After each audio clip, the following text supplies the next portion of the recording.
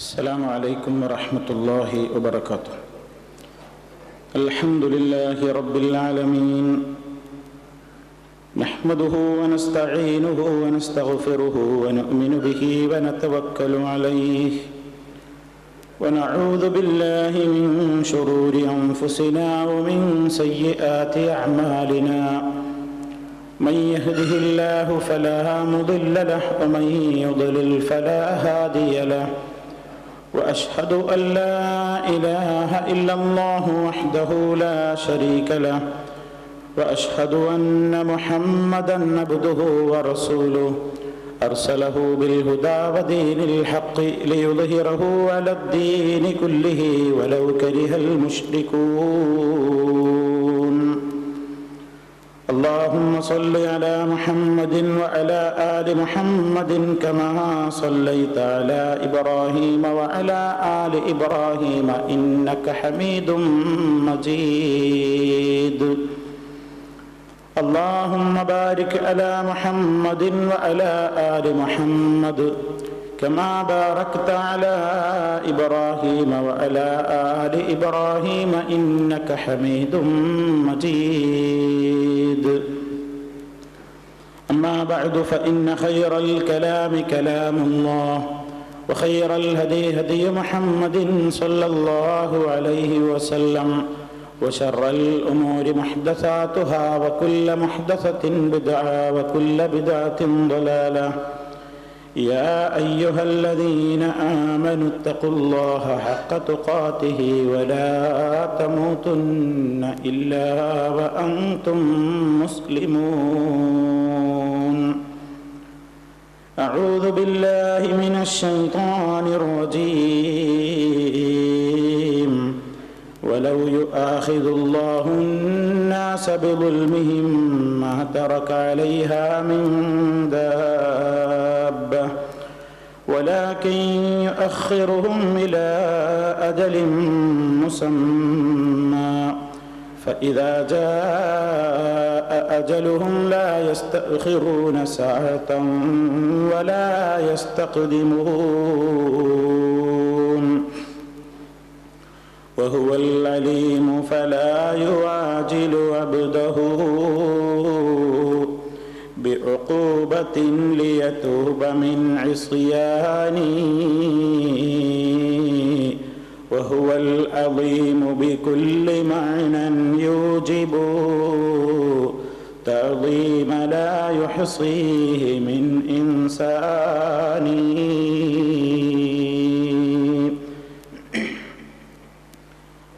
സ്നേഹമുള്ള സഹോദരന്മാരെ, സഹോദരികളെ, അല്ലാഹുവിൻ്റെ അതിവിശിഷ്ടവും ഉത്തമവുമായ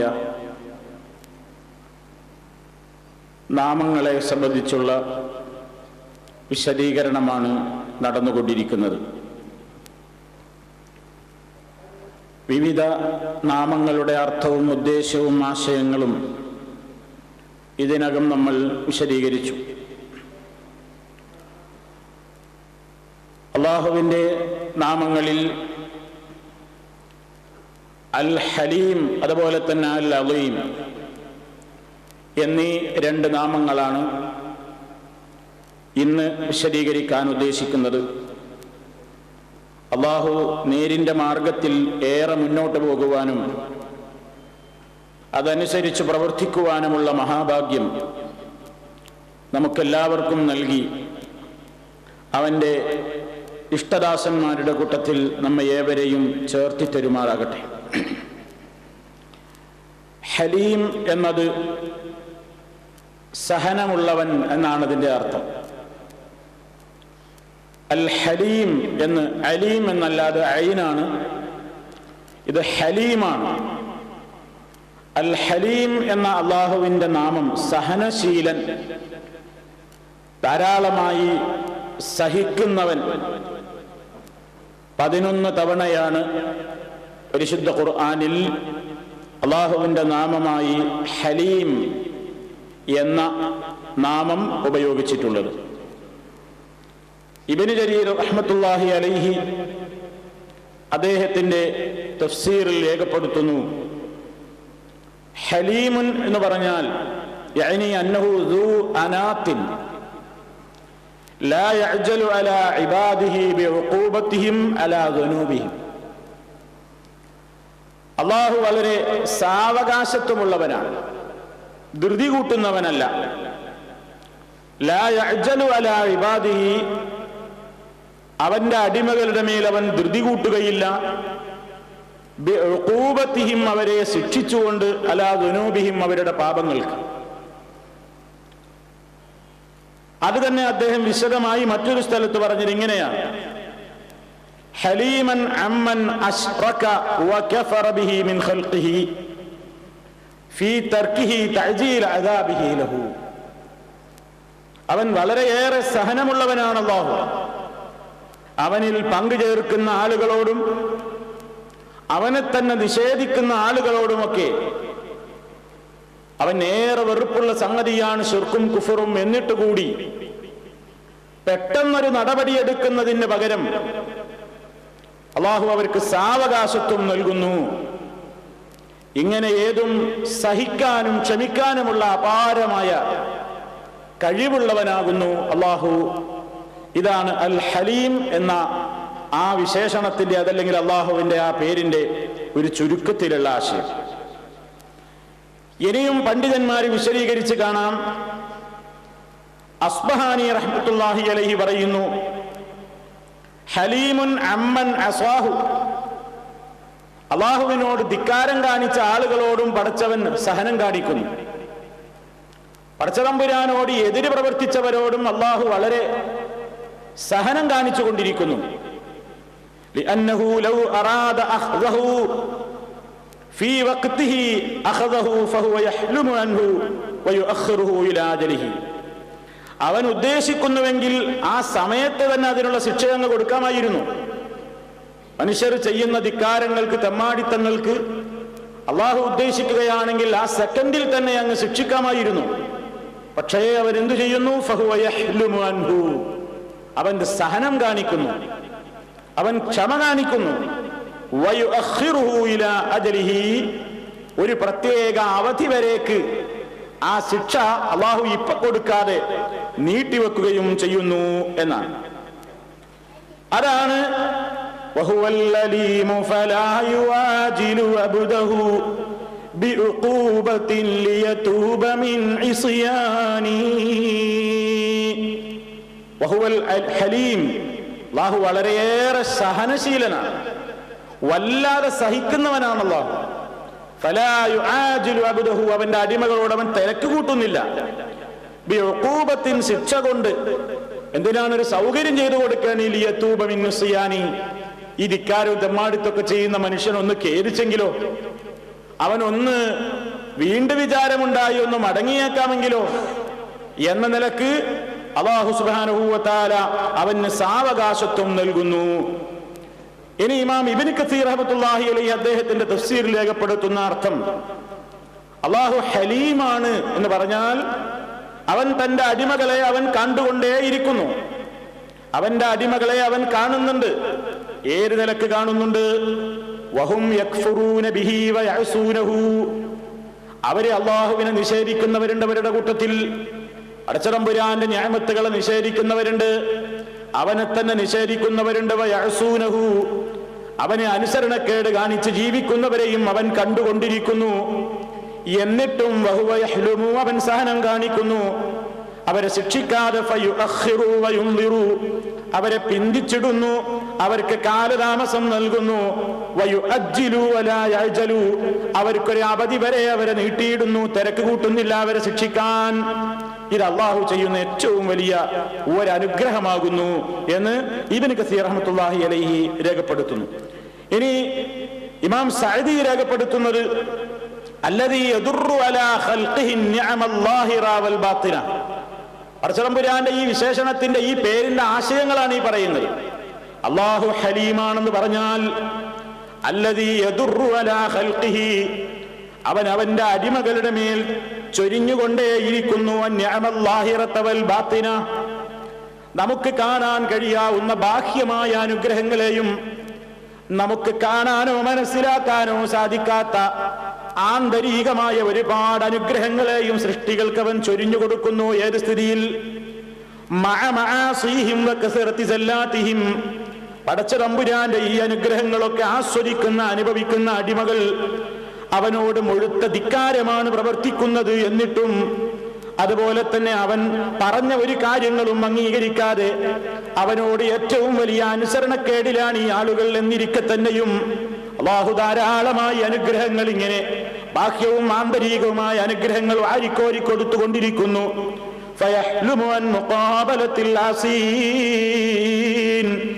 ഈ ദോഷികളായ ആളുകൾ ചെയ്യുന്ന ദോഷത്തിന് ഉടനെ തന്നെ പ്രതികരിക്കാതെ അള്ളാഹു സഹനം കാണിക്കുകയാണ്. അങ്ങനെ അവർക്കൊരു അവര് നീട്ടിക്കൊടുക്കുന്നു. കയ്യത്തൂബു, അവരൊന്ന് ധിക്കാരത്തിൽ നിന്ന് മടങ്ങിയൊന്ന് പശ്ചാത്തപിച്ചാലോ, വയുംഹിലുഹും കയ്യുനീബു, അവർക്കൊരു കാലതാമസം ഇട്ടുകൊടുക്കുകയാണ്. ഒന്ന് വീണ്ടും വിചാരത്തിന് അവരുടെ മനസ്സൊന്ന് നന്നായേക്കാമെങ്കിലോ എന്ന നിലക്ക് ഇത്രയൊക്കെ സഹനവും ക്ഷമയുമാണ് അള്ളാഹു കാണിക്കുന്നത് എന്നർത്ഥം. അപ്പൊ ഈ പണ്ഡിതന്മാരുടെ ഈ മുഫസ്സിരീങ്ങളുടെ വ്യാഖ്യാനങ്ങളിൽ നിന്ന് കാര്യം വളരെ വ്യക്തമാണ്. അല്ലാഹു സുബ്ഹാനഹു വ തആല വല്ലാത്ത ഹലീമാണ്. ഹലീം എന്ന് പറഞ്ഞാൽ നമ്മൾ മനസ്സിലാക്കുക, പടച്ചതമ്പുരാൻ നമ്മളോടൊക്കെ വലിയ സഹനമാണ് കാണിക്കുന്നത്. നമ്മുടെയൊക്കെ ക്ഷമകേട് എത്രയാണ് എന്നറിയാൻ നമ്മുടെ തന്നെ ഒരു ചെറിയ മേഖലയിലേക്കൊന്ന് നമ്മളൊന്ന് ചുരുങ്ങി വന്നാൽ തന്നെ മനസ്സിലാകും. നമ്മുടെ നാം ജോലി ചെയ്ത് സമ്പാദിച്ച് അതുകൊണ്ടുണ്ടാക്കിയ വീടും അതുകൊണ്ട് നേടിയ വസ്ത്രവും അതുകൊണ്ട് നേടുന്ന ഭക്ഷണവും ഒക്കെ കഴിച്ച് വളരുന്ന നമ്മുടെ മക്കൾ, അതല്ലെങ്കിൽ നമ്മുടെ കീഴിലുള്ള ആളുകൾ, അതല്ലെങ്കിൽ നമ്മുടെ ഒരു കൊച്ചു തൊഴിൽ സ്ഥാപനത്തിലെ കീഴ്ജോലിക്കാർ നമ്മുടേതായ ആനുകൂല്യങ്ങൾ അനുഭവിച്ചിട്ടും ആ തൊഴിലുടമയുടേതായ കാര്യങ്ങൾ മാനിക്കാതെ, അല്ലെങ്കിൽ ആ കുടുംബത്തെ പോറ്റുന്ന രക്ഷിതാവിന്റെ കൽപ്പനകളെ മാനിക്കാതെ ജീവിച്ചു തീർക്കുന്ന അവസരത്തിൽ എത്ര വിഷമത്തോടു കൂടിയാണ് കുടുംബനാഥനും അതുപോലെ തന്നെ തൊഴിലുടമയും ഒക്കെ കോപിക്കാറുള്ളത്. ഞാനല്ലേ നിനക്ക് ഭക്ഷണം തരുന്നത്, ഞാനല്ലേ നിനക്ക് വിദ്യാഭ്യാസം തരുന്നത്, ഞാനല്ലേ നിനക്ക് വീട് തരുന്നത്, ഞാനല്ലേ നിന്നെ പോറ്റി വളർത്തുന്നത്, ഞാനല്ലേ നിനക്ക് ജോലി തരുന്നത്, ശമ്പളം തരുന്നത്, പിന്നെ എന്തേ എന്റെ കൽപ്പനയെ നീ ധിക്കരിക്കാനെന്ന് പറഞ്ഞുകൊണ്ട് ഉടനടി അങ്ങോട്ട് നടപടിക്രമങ്ങളിലേക്ക് നീങ്ങുന്ന മനുഷ്യനല്ലയോ ഈ ലോകത്തുള്ള ഏതാണ്ട് മുഴുവൻ ആളുകളും. അതേ അവസരത്തിൽ റബ്ബുൽ ആലമീനായ അല്ലാഹു ഈ പ്രപഞ്ചത്തിലുള്ള കോടാനുകോടി മനുഷ്യന്മാർക്ക് എല്ലാ സംവിധാനങ്ങളും ഒരുക്കി വെച്ചു കൊടുത്തു. ജീവിക്കാൻ വേണ്ട രൂപത്തിൽ ഭൂമിയെ നിവാസയോഗ്യമാക്കി. ആകാശലോകത്തെ അവൻ സംവിധാനിച്ചു. മഴ വർഷിപ്പിച്ചു തരുന്നു, അതിലൂടെ സസ്യലതാദങ്ങൾ മുളപ്പിക്കുന്നു. അങ്ങനെ മനുഷ്യൻ ആവശ്യമായ എല്ലാ കാര്യങ്ങളും ഏതൊന്ന് സൃഷ്ടിച്ചിട്ടുണ്ടോ എല്ലാം അല്ലാഹു അവന്റെ അടിമകൾക്ക് വേണ്ടി സൃഷ്ടിച്ചതാണ്. എന്ത് സൃഷ്ടിച്ചിട്ടുള്ളതും അത് മനുഷ്യന് വേണ്ടിയാണ്. ആ നിലക്ക് മനുഷ്യന്റെ സുഖത്തിന് വേണ്ടി, മനുഷ്യന്റെ ഈ ഭൂമിയിലെ സൗകര്യത്തിന് വേണ്ടി കണക്കല്ലാത്ത അനുഗ്രഹങ്ങളാണ് അല്ലാഹു വാരിക്കോരി കൊടുത്തിട്ടുള്ളത്. അത് എണ്ണുവാനോ കണക്കാക്കുവാനോ ഒരാളെ കൊണ്ടും സാധ്യമല്ല. ഒരു യന്ത്രത്തിനും അത് അളന്ന് തിട്ടപ്പെടുത്താൻ സാധ്യമല്ലല്ലോ. അല്ലാഹു പറഞ്ഞല്ലോ, അവന്റെ ഓരോ നിഅമത്തുകളെയും പ്രത്യേകമായി എടുത്തു പറഞ്ഞ് മൊത്തത്തിൽ അല്ലാഹു സൂചിപ്പിക്കുന്നു, വഇൻ തഉദ്ദൂ നിഅമത്തല്ലാഹ് ലാ തുഹ്സുഹാ. അല്ലാഹുവിന്റെ നിഅമത്തുകളെ നിങ്ങൾ എണ്ണാൻ തയ്യാറാവുകയാണെങ്കിൽ നിങ്ങൾക്കത് എണ്ണിക്ലിപ്തപ്പെടുത്താൻ സാധ്യമല്ല തന്നെ. എത്ര അനുഗ്രഹങ്ങളാണ്! അല്ലാഹു തആല മനുഷ്യനോട് ചോദിക്കുന്നു, മനുഷ്യ നിന്റെ ശരീരത്തിലേക്കൊന്ന് നോക്കിക്കൂടെ? വഫീ അൻഫുസികും അഫലാ തുബ്സിറൂൻ. സ്വന്തം ശരീരങ്ങളിലേക്ക് നോക്കിക്കൂടെ? എത്ര വലിയ നിഅമത്താണ്! എത്ര വാല്യൂ ഉള്ള അവയവങ്ങളുമായിട്ടാണ് നമ്മളൊക്കെ നടക്കുന്നത്. ഈ മനുഷ്യ ശരീരത്തിനൊന്ന് വില നിശ്ചയിക്കാൻ ആരെ കൊണ്ടാ സാധ്യമാകുന്നത്? ഈ ശരീരത്തിനൊന്ന് വില കെട്ടിയാൽ എത്ര കോടിക്കാണ് മനുഷ്യന്റെ ഒരു ശരീരം വില മതിക്കുന്നത്? അതറിയുന്നത് ആരോഗ്യമുള്ളപ്പോഴല്ല സുഹൃത്തുക്കളെ. അനാരോഗ്യം ബാധിക്കുന്ന അവസരത്തിൽ നമ്മുടെ ശരീരത്തിന്റെ ഏതെങ്കിലും ഒരു അവയവത്തിന്റെ ഏതെങ്കിലും ഒരു ഭാഗത്തിന് ഒരു തകരാറ് സംഭവിക്കുമ്പോ ഡോക്ടർ നടത്തിയ ചെക്കപ്പുകളൊക്കെ കഴിഞ്ഞ് അതിന്റെ എല്ലാ പരിശോധനകളും കഴിഞ്ഞ് ഫലം പുറത്തു വരുമ്പോ ഡോക്ടർ വിധിക്കുകയാണ് ഇതിന്റെ ചികിത്സക്ക് വേണ്ട കാര്യങ്ങൾ.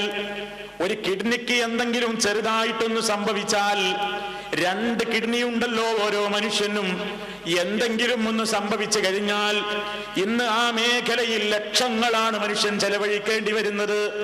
ഒരു ചെറിയ മനുഷ്യ ശരീരത്തിന്റെ ഉള്ളിലുള്ള ഒരു ചെറിയ പയറുമണിയോളം വലുപ്പത്തിലുള്ള ഒരവയവം, അതിന് ചെറിയൊരു കേട് സംഭവിച്ചു കഴിഞ്ഞാൽ അതൊന്ന് മാറ്റിവെക്കണമെങ്കിൽ, അതൊന്ന് നന്നാക്കി തീർക്കണമെങ്കിൽ ലക്ഷക്കണക്കിനാണ് ചെലവ് വരുന്നത്. പലപ്പോഴും നിങ്ങൾ ചോദിച്ചു നോക്കൂ, അതിനെ അനുഭവിച്ചിട്ടുള്ള കക്ഷികളോട് 10-15 ലക്ഷമാണ് ഇതിന്റെ ഒരു റീപ്ലേസ്മെന്റ് നടത്തി ആസ്പത്രിയിൽ നിന്ന് പുറത്തു വരുമ്പോഴേക്ക് ഒരു മനുഷ്യന് ചെലവാകുന്നത്. മനുഷ്യന്റെ മൊത്തത്തിലുള്ള ബോഡിയുടെ അകത്തുള്ള ഒരു ചെറിയ പാർട്ടിന് ബാധിക്കുന്ന ഒരു ചെറിയ ഏറ്റവും വലിയ ഒരു അപകടം സംഭവിക്കുമ്പോ അതിന് കണക്കാക്കുന്ന മൂല്യമാണ് 8-10 ലക്ഷമെങ്കിൽ മനുഷ്യന്റെ ഈ ശരീരമുണ്ടല്ലോ, അള്ളാഹു തന്നിട്ടുള്ള ഈ കാണാനുള്ള 2 കണ്ണ്, കേൾവിശക്തി, നാവിന്റെ കഴിവ്, അതുപോലെ തന്നെ ചുണ്ടും, ഈ മനുഷ്യന്റെ ശരീരത്തിലെ ഓരോ അവയവങ്ങളെയും അത് ഓരോന്നോരോന്നെടുത്ത് വേറെ വേറെ വിലക്കെട്ടുകയാണെങ്കിൽ ഈ എത്ര കോടിക്കുണ്ടാവുമെന്ന് മനുഷ്യൻ ചിന്തിച്ചിട്ടുണ്ടോ? ഇത്രമാത്രം റബ്ബിന്റെ നിഅമത്തുകൾ എണ്ണിയാലും ഒടുങ്ങാത്ത, കണക്കാക്കിയാലും വർണ്ണിച്ചാലും തീരാത്തത്ര നിഅമത്തുകൾ ആസ്വദിച്ചിട്ടും അള്ളാഹുവിന്റെ നിഅമത്തുകളെ അനുഭവിക്കുന്ന മനുഷ്യൻ ആ ചോറ് തരുന്ന, ആ നിഅമത്ത് നൽകിയിട്ടുള്ള, ആ അനുഗ്രഹം നൽകിയിട്ടുള്ള റബ്ബിനോട് ധിക്കാരമല്ലേ കാണിക്കുന്നത്? അവനോട് അനുസരണക്കേടല്ലേ കാണിക്കുന്നത്? അവനോട് ഏറ്റവും വലിയ നന്ദികേടല്ലേ മനുഷ്യൻ കാണിക്കുന്നത്? ഇതിന് അള്ളാഹു നമ്മെ പെട്ടെന്ന് അങ്ങ് ശിക്ഷിച്ചു കളയുന്നുണ്ടോ? നമ്മൾ പറഞ്ഞത് കേൾക്കാതെ നമ്മുടെ കീഴിലുള്ള ഒരാൾ ജീവിച്ചാൽ എത്ര പെട്ടെന്നാണ് നമ്മൾ നടപടിയെടുക്കുന്നത്? എന്റെ ഉപ്പും ചോറും തിന്ന് വളർന്നവനാണ് നീ എന്ന് പറഞ്ഞുകൊണ്ട് ഉടനെ ആക്ഷൻ എടുക്കുന്നവനല്ലേ മനുഷ്യൻ. അതേ അവസരത്തിൽ അള്ളാഹുവിന്റെ വിലമതിക്കാനാവാത്ത നിഅമത്തുകൾ അനുഭവിച്ചിട്ടും ആസ്വദിച്ചിട്ടും റബ്ബ് പറഞ്ഞത് കേൾക്കാതെ അവന് ഏറ്റവും വെറുപ്പുള്ള ശിർക്കും കുഫറും അടക്കമുള്ള കാര്യങ്ങൾ ചെയ്തിട്ടും അള്ളാഹു മനുഷ്യനെ പെട്ടെന്ന് ആ സ്പോട്ടിൽ വെച്ച് തന്നെ ശിക്ഷിക്കാതെ നീട്ടിയിടുന്നു. എന്തിനു വേണ്ടിയെന്നോ? അവനൊരു വീണ്ടും വിചാരമുണ്ടായാലോ ഒന്ന് ഖേദിച്ച് മടങ്ങിയാനുള്ള അവസരം തരികയാണ്. പക്ഷേ നന്ദി കെട്ട മനുഷ്യൻ അവന്റെ ധിക്കാരത്തിൽ തന്നെ മുഴുകുന്നു. അല്ലാഹു സുബ്ഹാനഹു വ തആല പറയുന്നു, മനുഷ്യന്മാരെ സംബന്ധിച്ചിടത്തോളം വലൗ യആഖിദുല്ലാഹു അൻ-നാസ ബിദുൽമിഹിം മാ തറക അലൈഹാ മിൻ ദാബ്ബ വലാകിൻ യുഅഖിറുഹും ഇലാ അജലിൻ മുസമ്മാ فإذا جاء أجلهم لا يستأخرون ساعة ولا يستقدمون. അല്ലാഹു സുബ്ഹാനഹു വ തആല കാണിക്കുന്ന സഹനമാണ് ആയത്തിൽ വിശദീകരിക്കുന്നത്. അവിടേക്ക് എത്തുന്നതിന്റെ മുമ്പേ ഒരു കാര്യവും കൂടി സൂചിപ്പിക്കട്ടെ. അല്ലാഹു സുബ്ഹാനഹു വ തആല ഇങ്ങനെ സഹിക്കുന്നതും നീട്ടിയിടുന്നതും അവന്റെ കഴിവുകേട് കൊണ്ടല്ല. അല്ലാഹുവിന് എന്തിനും കഴിവുള്ളവനാണ്. നമ്മൾ ചിലപ്പോൾ പല കാര്യത്തിലും സഹിക്കാറുണ്ട്. നമുക്ക് ആക്ഷൻ എടുക്കാൻ കഴിയാത്തത് കൊണ്ട് നമ്മൾ എന്ത് ചെയ്യുന്നു? ഞാനിപ്പോ സഹിക്കുന്നു, ക്ഷമിക്കുന്നു എന്നൊക്കെ പറയാറുണ്ട്. അതേ അവസരത്തിൽ റബ്ബുൽ ആലമീനെ സംബന്ധിച്ചിടത്തോളം അല്ലാഹു മനുഷ്യരോട് ആവശ്യപ്പെടുന്നു, അവലം യസീറൂ ഫിൽ അർളി ഫയൻദുറൂ കൈഫ കാന ആഖിബത്തുൽ ലദീന മിൻ ഖബ്ലിഹിം വകാനൂ അശദ്ദ മിൻഹും ഖുവ്വ വമാ കാന അല്ലാഹു ലിയുഅ്ജിസഹു മിൻ ശൈഇൻ ഫിസ് സമാവാതി വലാ ഫിൽ അർദ് ഇന്നഹു കാന അലീമൻ ഖദീറാ. സൂറത്ത് ഫാത്തിറിലെ 44-ാമത്തെ ആയത്തിലൂടെ അല്ലാഹു പഠിപ്പിക്കുന്നു, അവലം യസീറൂ ഫിൽ അർളി, മനുഷ്യരോട് അല്ലാഹു പറയുകയാണ്, അവർക്ക് ഭൂമിയിലൂടെ വന്ന് സഞ്ചരിച്ചു നോക്കിക്കൂടെ? ഭൂമിയിലൂടെ അവരൊന്ന് സഞ്ചരിച്ചു നോക്കിക്കൂടെ? ഫയൻദുറൂ, എന്നിട്ട് അവർ നോക്കിക്കാണട്ടെ, കൈഫ കാന ആഖിബത്തുൽ ലദീന മിൻ ഖബ്ലിഹിം, ഇവരുടെ മുൻഗാമികൾക്ക് വന്ന പര്യവസാനം എങ്ങനെയായിരുന്നുവെന്ന്. വകാനൂ അശദ്ദ മിൻഹും ഖുവ്വത്തൻ, ഇന്ന് ജീവിക്കുന്ന ജനതയെക്കാളൊക്കെ 10 മടങ്ങ് ശാരീരികമായ ബലവും അതുപോലെ തന്നെ വലിയ ദൃഢഗാത്രരുമായിരുന്ന ആളുകളെയൊക്കെ പടച്ചവൻ തകർത്തെറിഞ്ഞത് അവർക്കൊന്ന് കണ്ടുകൂടെ? വമാ കാന അല്ലാഹു ലിയുഅ്ജിസഹു മിൻ ശൈഇൻ ഫിസ് സമാവാതി വലാ ഫിൽ അർദ്, ആകാശഭൂമികളിൽ ഒന്നും തന്നെ അല്ലാഹുവിനെ അശക്തമാക്കുന്നില്ല. പടച്ചവനെ ആർക്കെങ്കിലും തോൽപ്പിക്കാൻ കഴിയൂല. അള്ളാഹു ആർക്കും തോറ്റു കൊടുക്കുന്നതുമല്ല. പിന്നെ ഇന്നഹു കാന അലീമൻ ഖദീറ, അവൻ നന്നായി അറിയുന്നവനാണ്, എല്ലാത്തിനും കഴിവുള്ളവനാണ്. അപ്പൊ പടച്ചവൻ പെട്ടെന്ന് അങ്ങ് നടപടിയെടുക്കാത്തത് അവന് കഴിയാത്തത് കൊണ്ടാണെന്ന് ആരും വിചാരിച്ചു പോകരുത് എന്നാണ് പറയുന്നത്. അവന് ഒരു കഴിവുകേടുമില്ല. വിചാരിക്കുന്നത് സെക്കൻഡിൽ അങ്ങ് നടപ്പിലാക്കാൻ അവൻ ശേഷിയുള്ളവനാണ്. എന്നിട്ടും ആ കഴിവൊക്കെ ഉണ്ടായിട്ടും അവൻ സഹിക്കുകയാണ്, അവൻ ക്ഷമിക്കുകയാണ്, നീട്ടിയിട്ട് അവസരം തരികയാണ്. അതേപോലെ തന്നെ അടിമകൾ ചെയ്യുന്ന പ്രവൃത്തി എന്താണെന്ന് അറിയാതെയുമല്ല അല്ലാഹു സഹിക്കുന്നത്. കാരണം അല്ലാഹുവിനെ പറ്റി പരിചയപ്പെടുത്തുന്നു, അല്ലാഹു യഅലമു മാ ഫീ ഖുലൂബിക്കും, അവൻ നിങ്ങളുടെ ഹൃദയങ്ങളിലുള്ളത് വരെ അറിയുന്നവനാണ്. എന്നിട്ടും വകാനല്ലാഹു അലീമൻ ഹലീമാ, അല്ലാഹു വളരെയേറെ അറിവുള്ളവൻ തന്നെയാണ്. എന്നിട്ടും അവൻ എന്ത് ചെയ്യുന്നു? ഹലീമായി പ്രവർത്തിക്കുന്നു, സഹനത്തോടുകൂടി അവൻ പ്രവർത്തിക്കുന്നു. അല്ലാഹുവിന് ഒരാളിലേക്കും ആവശ്യമുണ്ടായത് കൊണ്ടുമല്ല, പടച്ചവന് ആരെ കൊണ്ടെങ്കിലും വല്ല ഉപകാരവും കിട്ടിയില്ലെങ്കിലോ എന്ന് വിചാരിച്ച് ശിക്ഷിക്കാത്തതുമല്ല. അള്ളാഹു ഈ തെറ്റുകൾ, തെമ്മാടികൾ തെറ്റ് ചെയ്യുമ്പോ പെട്ടെന്ന് ശിക്ഷിക്കാത്തത് എനിക്ക് ഇനി അവനെ കുറച്ചു സമയം കഴിയുമ്പോ അവനെ അഭിമുഖീകരിക്കേണ്ടി വരുമല്ലോ എന്ന പേടി കൊണ്ടൊന്നുമല്ല. പടച്ചവന് ഒരാളും ആവശ്യമില്ലല്ലോ, അവൻ നിരാശ്രയനാണല്ലോ. എത്രമാത്രമാണ് അള്ളാഹു സഹിക്കുന്നത്? അള്ളാഹുവിന്റെ റസൂല് വിശദീകരിച്ചു തരുന്നു, ലൈസ അഹദുൻ ഔ ലൈസ ശൈഉൻ അസ്ബറ അലാ അദൻ സമിഅഹു മിനല്ലാഹ് ഇന്നഹും ലയദ്ഊന ലഹു വലദൻ വഇന്നഹു ലയുആഫീഹിം വയർസുഖുഹും. സഹീഹുൽ ബുഖാരിയിൽ നമുക്ക് കാണാം, അല്ലാഹുവിന്റെ റസൂൽ പറയുന്നു, ഒരാളും തന്നെ അസ്ബറ അലാ അദൻ സമിഅഹു മിനല്ലാഹി, അല്ലാഹുവിനെ പോലെ ഇത്ര വലിയ തെറി കേട്ടിട്ടും സഹിക്കുന്ന ഒരാൾ വേറെയില്ല. പടച്ചവനെ പോലെ ഏറ്റവും അല്ലാഹുവിന് വെറുപ്പുള്ള സംഗതി കേട്ടിട്ടും ക്ഷമ കാണിക്കുന്ന, സഹനം കാണിക്കുന്ന ഒരാൾ വേറെയില്ല. എന്തേ കാരണം? അല്ലാഹുവിന്റെ റസൂൽ പറയുന്നു, ആളുകൾ അവന് മക്കളുണ്ടെന്ന് വാദിക്കുന്നു. അല്ലാഹു ഒരിക്കലും വെറുക്കാത്ത സംഗതിയാണത്. ആകാശഭൂമികൾ വരെ പൊട്ടിപ്പിളരാൻ മാത്രമുള്ള വർത്തമാനമാണത്. തകാദുസ് സമാവാതു യതഫത്തർന മിൻ ഫൗഖിഹിന്ന എന്നിങ്ങനെ വിശുദ്ധ ഖുർആൻ പറയുന്നുണ്ട്. ആകാശഭൂമികളും പർവ്വതങ്ങളും ഒക്കെ പൊട്ടിപ്പിളരാൻ മാത്രം വലിയ ഗുരുതരമായ ഒരു വാദമാണ് അള്ളാഹുവിന് മോനുണ്ടെന്ന് പറയുന്നത്. അള്ളാഹുവിന് മക്കളുണ്ടെന്ന് പറയുന്ന കക്ഷികൾ ഈ ലോകത്ത് ഇപ്പോഴും സുഖമായി കഴിയുന്നുണ്ട്. എന്നിട്ടും അങ്ങനെ അള്ളാഹുവിന് മക്കളുണ്ടെന്ന് വാദിക്കുന്ന പാർട്ടിക്കാരെ, അള്ളാഹുവിന് മക്കളുണ്ടെന്ന് വിശ്വസിക്കുന്ന വിശ്വാസികളെയും അവൻ തീറ്റിപ്പോറ്റുന്നു, അവർക്ക് ആരോഗ്യം നൽകുന്നു. എന്തൊരു ക്ഷമയാണ് അള്ളാഹു കാണിക്കുന്നത്! അപ്പൊ പടച്ചവൻ എന്താണ് ഈ ഭൂമിയിൽ അവൻ അത്രയും സഹനം കാണിക്കാൻ, പെട്ടെന്നങ്ങ് പിടിച്ച് ശിക്ഷിക്കാതെ. അതാണ് ഈ ഹലീം എന്ന പദത്തിന്റെ വിശദീകരണ മധ്യേ പണ്ഡിതന്മാര് പിന്നെയും വിശദീകരിക്കേണ്ടത്. അല്ലാഹു സുബ്ഹാനഹു വ തആല അവന്റെ അനുഗ്രഹങ്ങൾ ഒരിക്കലും അവൻ തടഞ്ഞു വെക്കുന്നില്ല. പലപ്പോഴും അവൻ യർസുഖുൽ ആസിയ, ദോഷിക്കും അവൻ ഭക്ഷണം കൊടുക്കും. കമാ യർസുഖുൽ മുതീഅ, അല്ലാഹുവിനെ അനുസരിക്കുന്ന ആളുകൾക്ക് അവൻ റിസ്ക് കൊടുക്കും പോലെ പടച്ചവനോട് എതിര് കാണിക്കുന്നവർക്കും അവൻ റിസ്ക് കൊടുക്കുന്നു. വയുബ്ഖീഹി, അവനെ ഈ ഭൂമിയിൽ തന്നെ ബാക്കിയാക്കുന്നു. വഹുവ മുൻഹമികുൻ ഫീ മആസിഹി, അവൻ തെമ്മാടിത്തത്തിൽ ജീവിച്ചു കൊണ്ടിരിക്കുമ്പോഴും ആരോഗ്യവും അതുപോലെ തന്നെ സമ്പത്തും ഒക്കെ നൽകുന്നു. അങ്ങനെ അല്ലാഹു സഹനം കാണിക്കുന്നു. എന്തിനാണ് ഇങ്ങനെ സഹനം കാണിക്കുന്നത്? പടച്ച തമ്പുരാൻ അതിൽ ഒരു തീരുമാനമുണ്ട്. പെട്ടെന്നെങ്ങാനും അല്ലാഹു ഓരോരുത്തരെയും പിടിച്ചു ശിക്ഷിച്ചിരുന്നുവെങ്കിലോ? ഇത് നമ്മൾ ഏറ്റവും ഭയപ്പെടേണ്ട ഒരു സംഗതിയാണ്.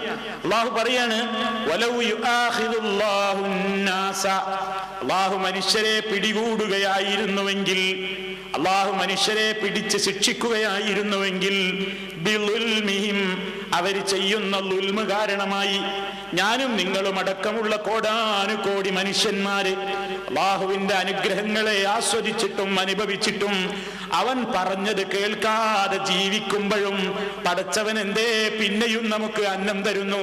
പിന്നെയും എന്തേ അവൻ നമുക്ക് റിസ്ക് തരുന്നു? പിന്നെയും എന്തേ അവൻ നമുക്ക് സുഖ സൗകര്യങ്ങൾ തരുന്നു? അത് അല്ലാഹുവിന്റെ ഒരു തീരുമാനമാണ്. മനുഷ്യന്മാര് ചെയ്യുന്ന ളുൽമുകൾക്ക് അപ്പപ്പോൾ അല്ലാഹു ശിക്ഷ നൽകിയിരുന്നുവെങ്കിൽ എന്താ സംഭവിക്കാൻ പോകുന്നത്? മാ തറക അലൈഹാ മിൻ ദാബത്തിൻ, ഈ ഭൂമി പുറത്ത് ഒരൊറ്റ ജന്തുവും ബാക്കിയാകുമായിരുന്നില്ല. ഈ ഭൂമിയിൽ പിന്നെ ആരും ബാക്കിയുണ്ടാവില്ല. തെറ്റ് ചെയ്യാ ഉടനെ അതിന് ശിക്ഷയും കൊടുക്കുക, അങ്ങനത്തെ ഒരു സംവിധാനം അല്ല അള്ളാഹ്ക്കുള്ളത്. പിന്നെയോ ഒരു നിർണയിക്കപ്പെട്ട അവധി വരെ നീട്ടിയിടുകയാണ്. ആ അവധി അങ്ങ് എത്തിക്കഴിഞ്ഞാൽ ഒരു നിമിഷ നേരത്തേക്ക് പോലും പിന്തിക്കുന്നവരല്ല, മുന്തിക്കുന്നവരുമല്ല. പടച്ചോനൊരു അവധിയുണ്ട്. സുഹൃത്തുക്കളെ, ഈ ആയത്തുകളിൽ നിന്നൊക്കെ നമ്മൾ വല്ലാതെ ഭയപ്പെടേണ്ട വിഷയമാണ്. അതുപോലെ തന്നെ സൂറത്തുൽ കഹ്ഫിലൂടെ അല്ലാഹു പറയുന്നു, വറബ്ബുക്കൽ ഗഫൂറു ദുർ റഹ്മ, നിന്റെ റബ്ബ് വളരെയേറെ പൊറുക്കുന്ന കരുണയുടെ കടലാണ്.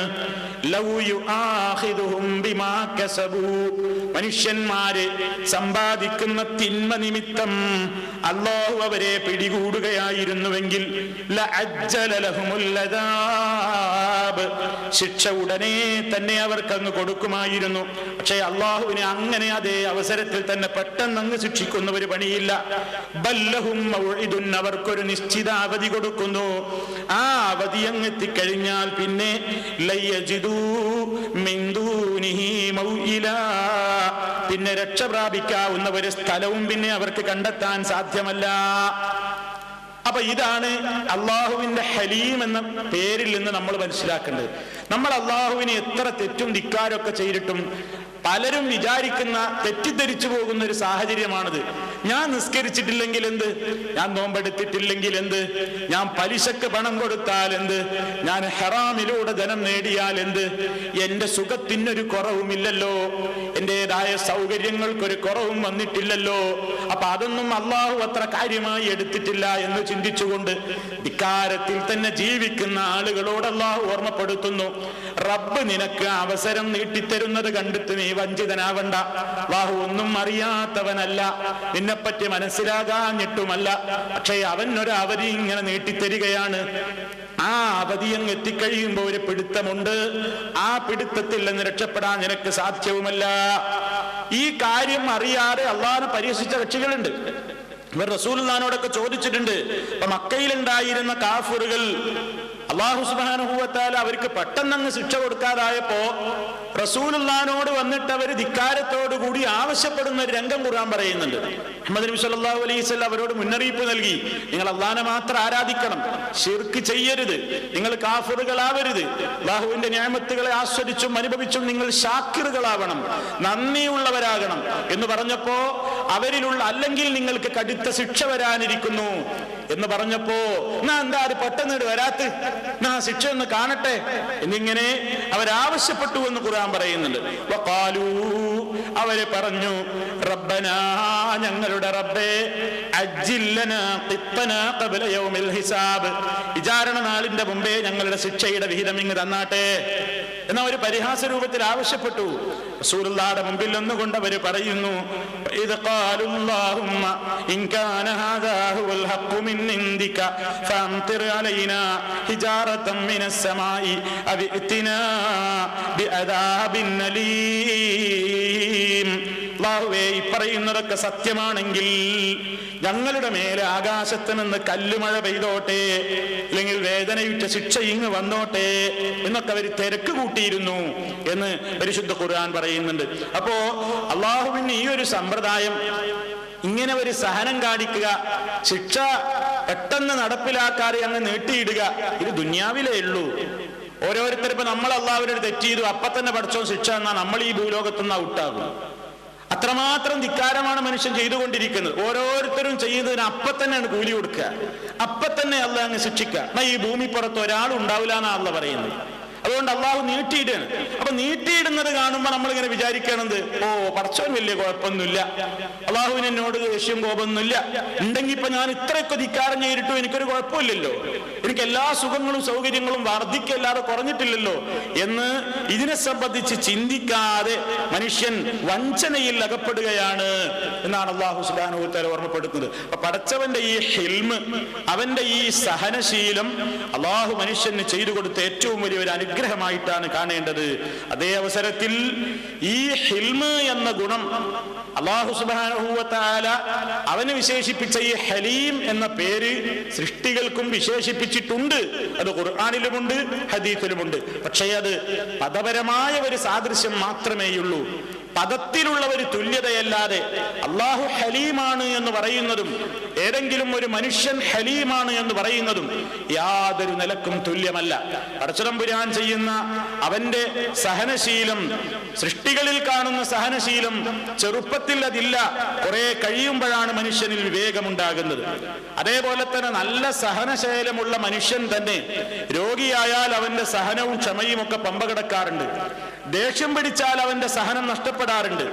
ഏതെങ്കിലും ഒരു അപകടത്തിന്റെ അവസരത്തിൽ മനുഷ്യന് സഹനശേഷി നഷ്ടപ്പെടാറുണ്ട്. അതുപോലെ തന്നെ അവനിൽ നിന്നത് പല ഘട്ടങ്ങളിലും നീങ്ങിപ്പോവുകയും ചെയ്യും. പടച്ചതമ്പുരാന്റെ സഹനശീലമോ അതെല്ലാം യസൽ, എന്നും നിലനിൽക്കുന്നതാണ്. വലാ യസൂലു, അതൊരിക്കലും നീങ്ങിപ്പോകുന്നതല്ല. അതേപോലെ തന്നെ മനുഷ്യൻ ചില കാര്യങ്ങളിൽ സഹനം കാണിക്കും, വേറെ ചില കാര്യങ്ങളിൽ അവന് സഹനം കാണിക്കാൻ കഴിയില്ല. അതേപോലെ തന്നെ തനിക്ക് നടപടി എടുക്കാൻ കഴിയാത്ത വിഷയത്തിലാ പലരും ക്ഷമിക്കാറുള്ളത്. ഒരാൾ ഇങ്ങോട്ട് വന്ന് തല്ലാണ്, അപ്പൊ ഞാൻ സഹിക്കാം, എന്താ എനിക്ക് തിരിച്ചു കൊടുക്കാൻ കഴിയണില്ല, എനിക്ക് തിരിച്ചടിക്കാൻ ശേഷിയില്ല. അപ്പൊ ഞാൻ പറയണേ ഇന്നല്ലാഹു മഅ സാബിരി, ഞാൻ നല്ല ക്ഷമയപ്പ നല്ലത്. അതൊരു യഥാർത്ഥ ക്ഷമയല്ല. തിരിച്ചടിക്കാൻ നല്ല കെൽപ്പുണ്ട്, പ്രതികരിക്കാൻ കഴിയും, ശക്തമായി തിരിച്ചടി കൊടുക്കാൻ കഴിയും, എന്നിട്ടും സഹിക്കുന്നു, ക്ഷമിക്കുന്നു. ഇത് അല്ലാഹുവിന്റെ മാത്രം പവറാണ്, ഇത് സൃഷ്ടികൾക്കില്ല. അതുകൊണ്ട് തന്നെ പടച്ചതമ്പുരാൻ ഹലീമാണ് എന്ന ആ ഹലീം എന്ന നാമം ഏതെങ്കിലും സൃഷ്ടികളെ സംബന്ധിച്ച് പ്രയോഗിക്കുന്നുണ്ടെങ്കിൽ തന്നെ അത് അല്ലാഹുവിന്റെ നാമത്തോട് ഒരു നിലക്കും സാദൃശ്യപ്പെടുത്താവുന്നതല്ല. പടച്ചവനെ പോലെ ഹലീമാണ് മറ്റൊരാള് എന്ന് പറയാനോ വിശ്വസിക്കാനോ എഴുതാനോ പാടില്ല തന്നെ. അത് പദപരമായ നിലക്കുള്ള ഒരു തുല്യതയേയുള്ളൂ. അതിലും ഹാവും ലാമും യാവും മീമും ഉണ്ട് എന്നതിലുള്ള തുല്യത ഒഴിച്ച് മറ്റെല്ലാ നിലക്കും അള്ളാഹുവിന്റെ ഹിൽമ്, അള്ളാഹുവിന്റെ ഹലീം എന്ന പേരും സൃഷ്ടികളുടെ പേരും തമ്മിൽ വേറെ തന്നെയാകുന്നു. ഇനി സുഹൃത്തുക്കളെ, ഈ സ്വഭാവം മനുഷ്യനോട് ആരെങ്കിലും തെറ്റ് ചെയ്താൽ ആ തെറ്റ് ചെയ്യുന്ന ഉടനെ തന്നെ അവന് ശിക്ഷ കൊടുക്കാതെ അല്പമൊന്ന് സഹിക്കാനും ക്ഷമിക്കാനും ഒക്കെ പറയുന്ന ഈ സ്വഭാവം മനുഷ്യരിലും നിലനിൽക്കാൻ വേണ്ടി അല്ലാഹുവിന്റെ റസൂല് വളരെയേറെ നിർദ്ദേശങ്ങൾ നൽകിയിട്ടുണ്ട്.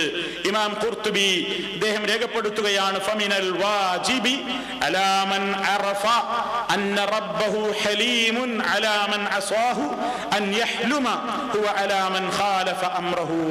ഫമിനൽ വാജിബി, നിർബന്ധ സംഗതികളിൽപ്പെട്ടതാണ്. എന്ത്? അലാമൻ അറഫ, മനസ്സിലാക്കിയ ഒരാളെ സംബന്ധിച്ചിടത്തോളം. എന്ത് മനസ്സിലാക്കിയ?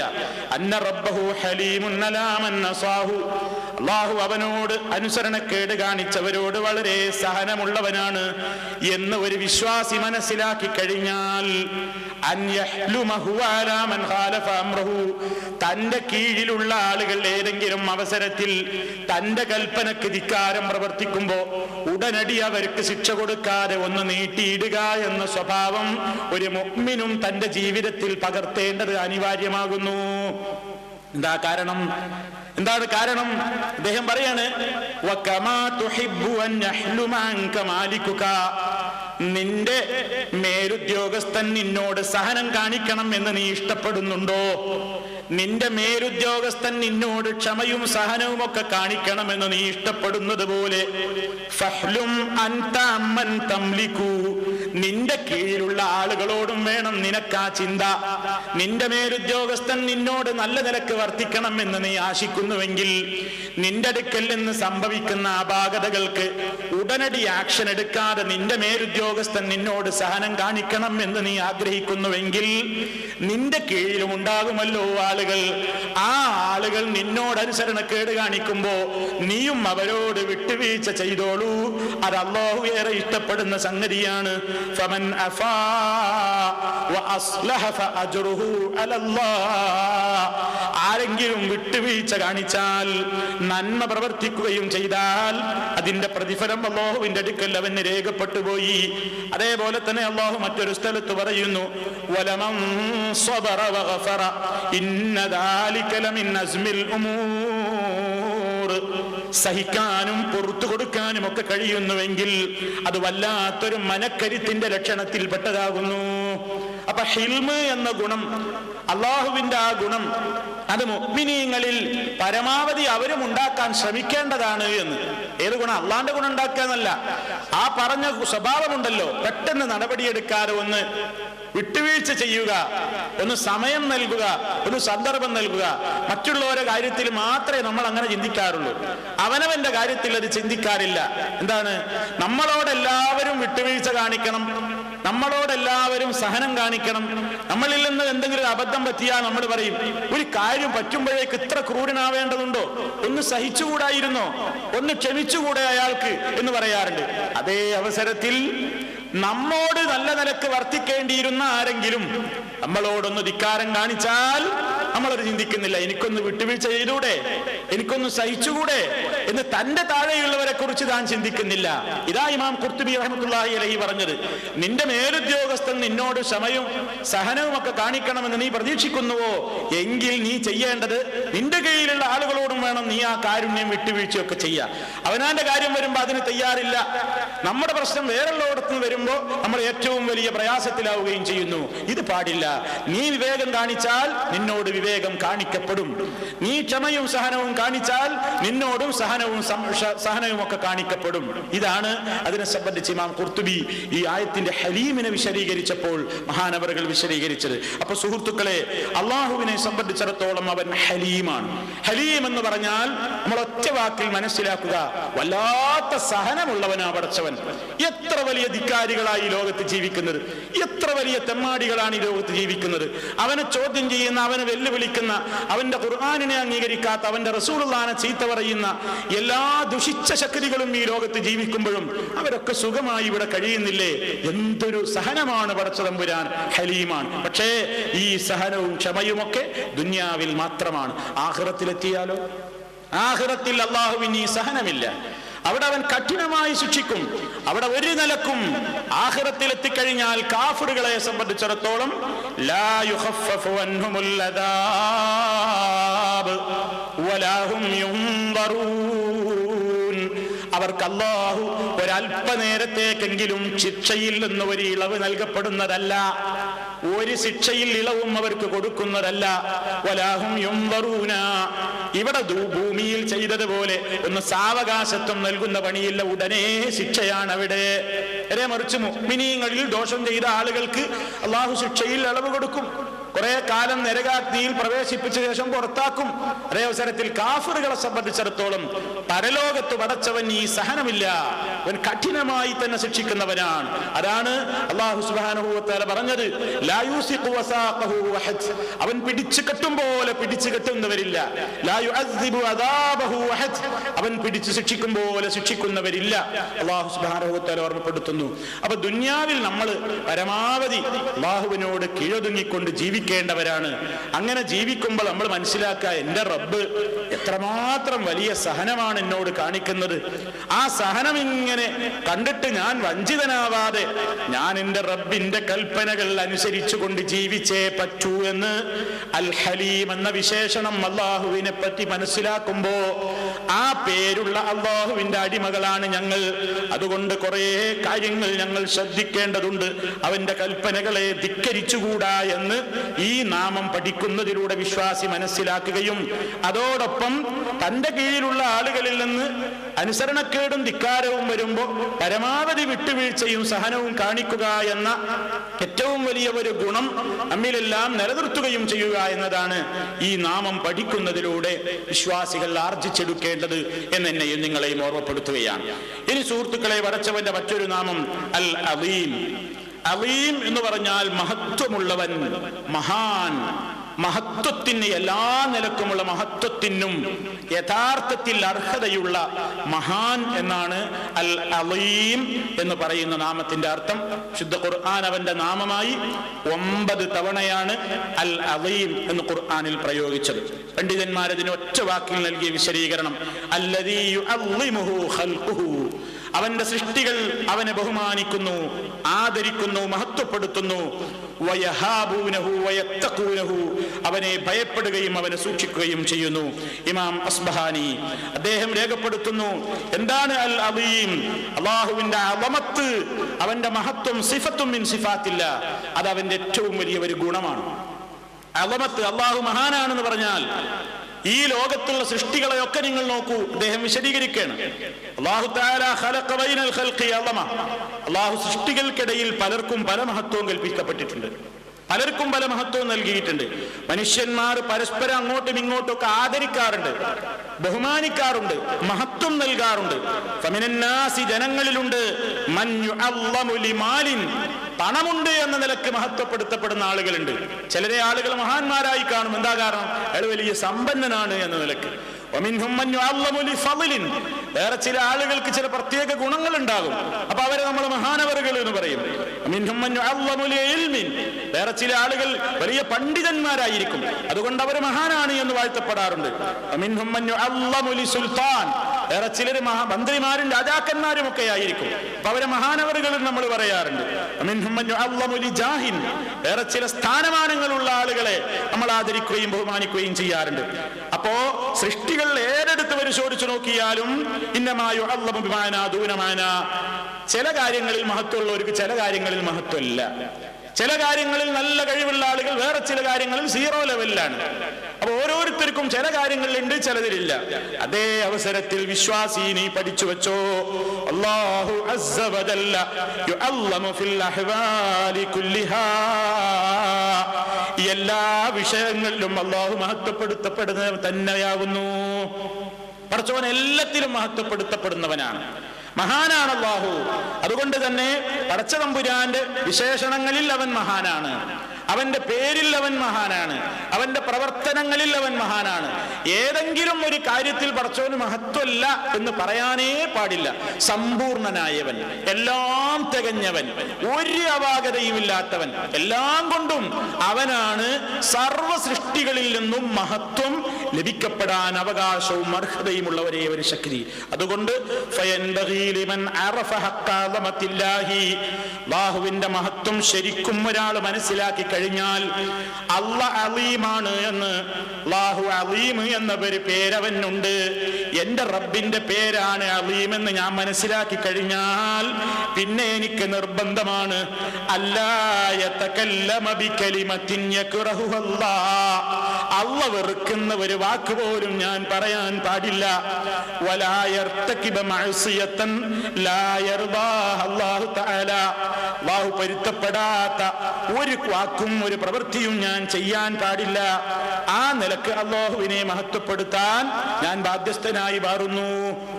ഈ ഒരു വിശ്വാസം ഒരു മനുഷ്യനിൽ ഉണ്ടായിക്കഴിഞ്ഞാൽ അവന്റെ ജീവിതത്തിൽ മുഴുവൻ ഉണ്ടാകേണ്ട മാറ്റം പണ്ഡിതന്മാര് വിശദീകരിക്കുകയാണ്. സൃഷ്ടികൾക്കിടയിലും സൃഷ്ടാവിന്റെ ഇടയിലും ഒക്കെയുള്ള മഹത്വത്തിന്റെ വ്യത്യാസം. ഏതെങ്കിലും ഒരു സൃഷ്ടി മഹാനാണ് എന്ന് പറഞ്ഞാൽ തന്നെ ചില കാലത്ത് അയാൾ മഹാനാണ്. ചില ആൾക്കാർ നല്ല യൗവനത്തിൽ ആ മഹത്വമൊക്കെ ഉണ്ടാകും, ജരാനരകൾ ബാധിച്ചു കഴിയുമ്പോൾ അയാൾ എല്ലാ മഹത്വവും നഷ്ടപ്പെടും. വേറെ ചില ആൾക്കാർ കുറച്ചു കാലം മന്ത്രിയായിരിക്കും, രാജാവായിരിക്കും, അപ്പൊ എല്ലാവരും പ്രശംസയുണ്ടാകും, വാഴ്ത്തും. കുറച്ചു കാലം കഴിയുമ്പോൾ അയാളെ തന്നെ അണികൾ പിരിച്ചുവിടും, അയാളുടെ സ്ഥാനമാനങ്ങളൊക്കെ പോകും. ഇതിനൊരു സാധാരണ മെമ്പറേക്കാൾ താഴ്ന്ന ജീവിതമായിരിക്കും അയാൾക്ക് ഉണ്ടാവുക. അതേ അവസരത്തിൽ ലാകിന്നല്ലാഹ സുബ്ഹാനഹു ഹുവൽ അലീമു അബദാ, ലാകിന്നല്ലാഹ സുബ്ഹാനഹു ഹുവൽ അലീമു അബദാ, അല്ലാഹു ഏത് കാലത്തും അലീമാണ്. അവന്റെ അധികാരം നഷ്ടപ്പെടുന്നില്ല, അവന്റെ മഹത്വം നിലച്ചു പോകുന്നില്ല, അവന് പ്രായമാകുന്നില്ല, അവന്റെ ഏതെങ്കിലും കാര്യത്തിൽ നിന്ന് അവൻ പിരിച്ചുവിടൽ ഭീഷണി നേരിടപ്പെടുന്നില്ല. എല്ലാം കൊണ്ടും തികഞ്ഞ അലീമായ അല്ലാഹു ആകുന്നു. ഒരു നിലക്കും അവരെ പരാജയപ്പെടുത്താനോ മറിച്ചിടാനോ ഒരു ശക്തിയെ കൊണ്ടും സാധ്യമല്ല. അപ്പൊ സുഹൃത്തുക്കളെ, അലീം എന്ന് അല്ലാഹുവിനെ അങ്ങ് മനസ്സിലാക്കി കഴിഞ്ഞാൽ അവന്റെ അളമത്തിന് യോജിക്കാത്തതൊന്നും പിന്നെ പറയാൻ പാടില്ല. അപ്പൊ അള്ളാഹു അലീമാണെന്ന് മനസ്സിലാക്കുന്ന ഒരു വിശ്വാസി എന്താ ചെയ്യേണ്ടത്? അള്ളാഹുവിന്റെ ഏത് പേരും അള്ളാഹുവിന്റെ ഏത് വിശേഷണങ്ങളും എന്ത് കേട്ടാലും അത് അപ്പടി അങ്ങ് വിശ്വസിക്കണം. എന്റെ ബുദ്ധിക്ക് അത് കേറുന്നില്ലല്ലോ. അള്ളാഹു ഇറങ്ങുമെന്ന് പറയുമ്പോ, അല്ലെങ്കിൽ അള്ളാഹു സുബ്ഹാനഹു വ തആലയുടെ കൈ എന്ന് പറയുമ്പോ, അല്ലെങ്കിൽ അള്ളാഹുവിന്റെ മറ്റു ഗുണവിശേഷണങ്ങൾ പറയുമ്പോ അതിനെ വ്യാഖ്യാനിക്കാൻ പാടില്ല. അള്ളാഹു ഇറങ്ങും എന്ന് പറഞ്ഞാൽ ഇറങ്ങും, എങ്ങനെ നമുക്ക് അറിഞ്ഞുകൂടാ. അള്ളാഹുവിന്റെ കൈ എന്ന് പറഞ്ഞാൽ എങ്ങനെയാ നമുക്കറിഞ്ഞുകൂടാ, വ്യാഖ്യാനിക്കാൻ പാടില്ല. വേറെ ഏതെങ്കിലും സൃഷ്ടികളെ പോലെ എന്ന് പറയാൻ പാടില്ല. അള്ളാഹുവിന്റെ ഏതെങ്കിലും ഒരു ഗുണത്തെ നിഷേധിക്കാൻ പാടില്ല. അതൊക്കെ അവനെ തഅ്ലീമിനെതിരാണ്. ഇനി അവനെ നമ്മൾ മഹത്വപ്പെടുത്തേണ്ട കാര്യങ്ങളിൽപ്പെട്ടതായി പണ്ഡിതന്മാര് പറയാണ്, അള്ളാഹുവിനെ അലീമാണെന്ന് മനസ്സിലായി കഴിഞ്ഞ വിശ്വാസി സർവഘട്ടത്തിലും തന്റെ റബ്ബിനെ അലീമായി തന്നെ കാണണം. ആ അളമത്ത് നിലനിർത്താൻ വിശ്വാസി ശ്രദ്ധിക്കേണ്ടുന്ന ചില കാര്യങ്ങളാണ് മഹാന്മാരായ പണ്ഡിതന്മാർ അക്കമിട്ടുകൊണ്ട് പറയുന്നത്. ഒന്ന്, അൽ-ഇക്സാറു മിൻ ദിക്രിഹി ഫീ കുല്ലി വഖ്തിൻ വഹീനിൻ. എല്ലാ ഘട്ടത്തിലും അള്ളാഹിനെ കുറിച്ചുള്ള ഓർമ്മ മനസ്സിൽ ഇങ്ങനെ നിലനിർത്തണം. അലീമായ അള്ളാഹുവിന്റെ അളമത്ത് നമ്മുടെ മനസ്സിൽ വേണം. ഏത് കാര്യങ്ങളിലും അവന്റെ നാമം കൊണ്ട് തുടങ്ങണം. والبدء باسمه في جميع الأمور وحمده والثناء عليه بما هو أهل له وتهليله وتكبيره. പടച്ചവനെ വാഴ്ത്തുക, എപ്പോഴും ദിക്റുകൾ, തസ്ബീഹുകൾ, തഹ്ലീലുകൾ, തക്ബീറുകൾ, അതിന് വേണ്ട ഓരോന്നും അള്ളാഹുവിന്റെ റസൂൽ നമുക്ക് പറഞ്ഞു തന്നിട്ടുണ്ട്. വിശദമായി നമ്മൾ പഠിച്ചതാണ്. നിത്യജീവിതത്തിൽ ഒരു വിശ്വാസിയുടെ നാവിലൂടെ മനസ്സറിഞ്ഞുകൊണ്ട് അവൻ മൊഴിയേണ്ടുന്ന പ്രാർത്ഥനകളുടെ, പ്രകീർത്തനങ്ങളുടെ ഒരു വലിയ സാമ്രാജ്യം തന്നെ ഹദീസ് ഗ്രന്ഥങ്ങളിൽ നമുക്ക് കാണാൻ സാധിക്കും. മുസ്ലിം എഴുന്നേൽക്കുന്നത് തന്നെ അള്ളാഹുവിനെ ഓർത്തുകൊണ്ടാണ്. ഉറങ്ങുന്നതിന്റെ മുമ്പേ പറഞ്ഞു തീർക്കേണ്ടുന്ന വാചകങ്ങൾ വരെ അള്ളാഹുവിന്റെ റസൂലിനാൽ പഠിപ്പിക്കപ്പെട്ട് കഴിഞ്ഞു.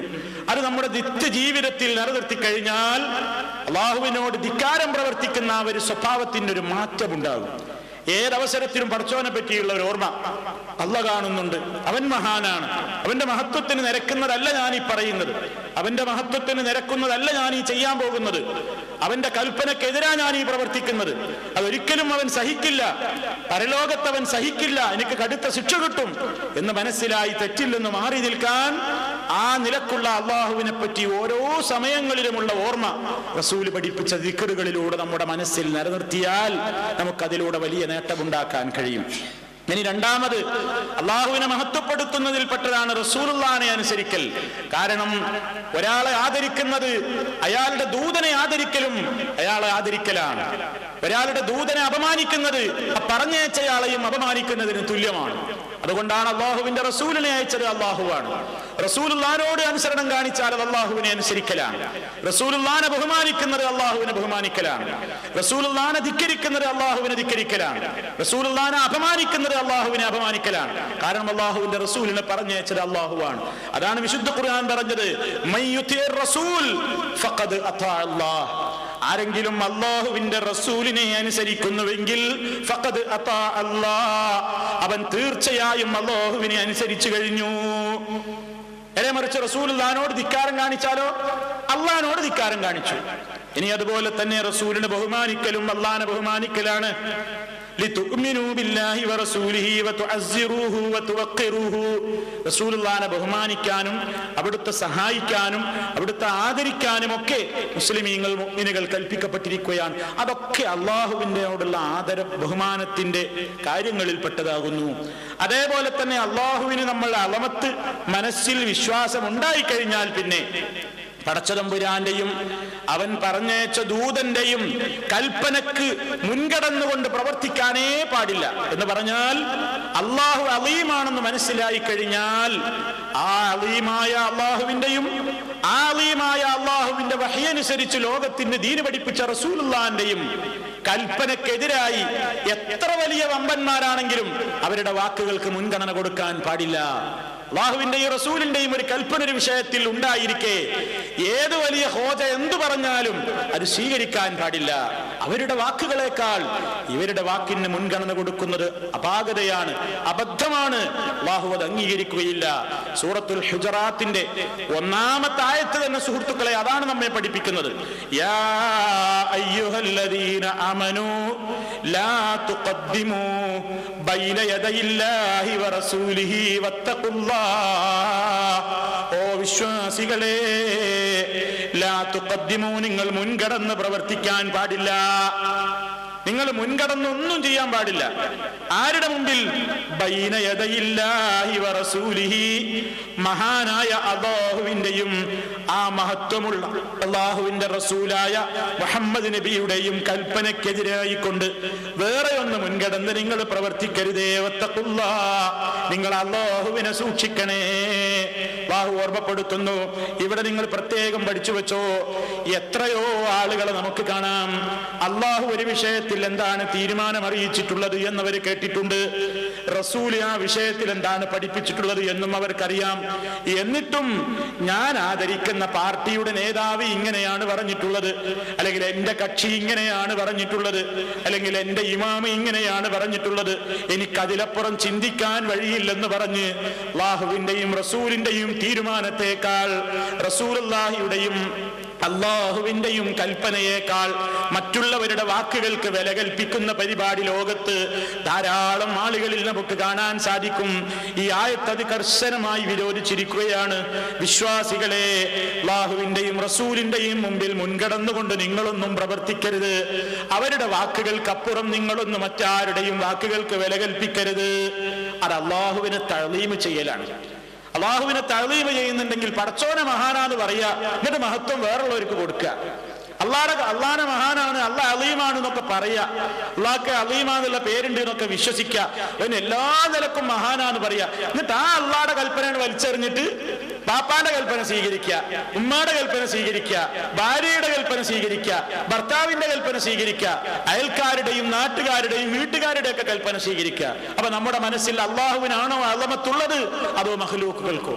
എത്ര ആളുകളുണ്ട് നമ്മളങ്ങനെ ഒരു വിഷയത്തിലെ തെറ്റാണൊരു വിഷയം എന്നറിയാം, എന്നാലും പറയും ബാപ്പക്കത് ഇഷ്ടല്ല, ഉമ്മാക്കത് ഇഷ്ടല്ല, ഭാര്യക്കത് ഇഷ്ടല്ല, ഭർത്താവിന് ഇഷ്ടല്ല, എന്റെ നാട്ടുകാർക്കത് ഇഷ്ടല്ല, അല്ലെങ്കിൽ എന്റെ അധികാരം പോയി പോകും, അല്ലെങ്കിൽ ജനങ്ങൾക്കിടയിൽ എനിക്കൊരു സ്റ്റാറ്റസും ഒരു നിലയും വിലയൊക്കെ അത് പോയി പോകും. ഇതിനൊക്കെ അല്ലാഹുവിനേക്കാൾ നീ വില കൽപ്പിക്കുന്നുവോ? റസൂലുള്ളാഹിയുടെ കൽപ്പനയേക്കാൾ നീ ഇവർക്കൊക്കെയാണോ വില കൽപ്പിക്കുന്നത്? അതാ അല്ലാഹു സുബ്ഹാനഹു വ തആല സൂറത്തു തൗബയിലൂടെ ചോദിച്ചത്, ഖുല്ലിൻ കാന ആബാഉകും വഅബ്നാഉകും വഅസ്വാജുകും എന്ന് പറഞ്ഞുകൊണ്ട് എണ്ണുന്നുണ്ട്. നിങ്ങളുടെ പിതാക്കൾ, നിങ്ങളുടെ സന്താനങ്ങൾ, നിങ്ങളുടെ ഇണകൾ, നിങ്ങളുടെ കച്ചവടം, നിങ്ങളുടെ സമ്പത്ത്, നിങ്ങളുടെ വേത്തരം കുതിരകളും വാഹനങ്ങളും, ഇതൊക്കെയാണ് അല്ലാഹുവിനേക്കാളും റസൂലിനേക്കാളും ആ മാർഗത്തിൽ ത്യാഗം വരിക്കുന്നതിനേക്കാളും നിങ്ങൾക്ക് പ്രിയങ്കരമെങ്കിൽ ഫതറബ്ബസൂ, നിങ്ങൾ കാത്തിരുന്നു കൊള്ളുക. അല്ലാഹുവിന്റെ ശിക്ഷ വരുന്ന പറഞ്ഞത്, ശിക്ഷ വരും. നമ്മൾ ഭയപ്പെടേണ്ട ഒരു സംഗതിയാണ്. ദീനിന്റെ കാര്യമൊക്കെ അറിയാം, എന്നാലും നമ്മൾ അതിൽ അഡ്ജസ്റ്റ്മെന്റിന് തയ്യാറാകും. എന്താ? അപ്പാക്ക് വേണ്ടി, ഉമ്മാക്ക് വേണ്ടി, നാട്ടുകാർക്ക് വേണ്ടി, വീട്ടുകാർക്ക് വേണ്ടി പാടില്ല. അല്ലാഹുവിനെ അലീമാണെന്ന് നീ വിശ്വസിക്കുന്നുണ്ടോ എങ്കിൽ അല്ലാഹു പറയുന്നു, ലാ തുഖദ്ദിമു, നിങ്ങൾ ഒരിക്കലും മുൻകടന്ന് പ്രവർത്തിക്കാനേ പാടില്ല അല്ലാഹുവിന്റെയും റസൂലിന്റെയും തീരുമാനത്തിന്റെ മുമ്പിൽ. അവരുടെ വിധിയാണ് എനിക്ക് വലുത്, എനിക്ക് നിങ്ങളുടെ വിധിയല്ല. എനിക്ക് എന്റെ റബ്ബിന്റെ അടുത്തേക്കാ മരിച്ചാൽ ചെന്ന് നിൽക്കേണ്ടത്, അവന്റെ കോടതിയിലാണ് ഞാൻ മറുപടി പറയേണ്ടത്. ആ ബോധം നമുക്കുണ്ടാകണം. അത് നമ്മുടെ മനസ്സിൽ വളർത്തുന്നത് അലീമാണ് എന്റെ റബ്ബ് എന്ന് വിശ്വസിക്കുന്നതിലൂടെയാണ്. അപ്പൊ മഹാനാണ് അള്ളാഹ് എന്ന് പറഞ്ഞാൽ പിന്നെ നമുക്ക് വേറൊരു മഹാനവറുകൾ ഉണ്ടാകാൻ പാടില്ല. ഏത് വിഷയത്തിൽ? അള്ളാഹുവിന്റെ കൽപ്പന ധിക്കരിക്കുന്ന വിഷയത്തിൽ വേറൊരു മഹാൻ നമുക്കില്ല.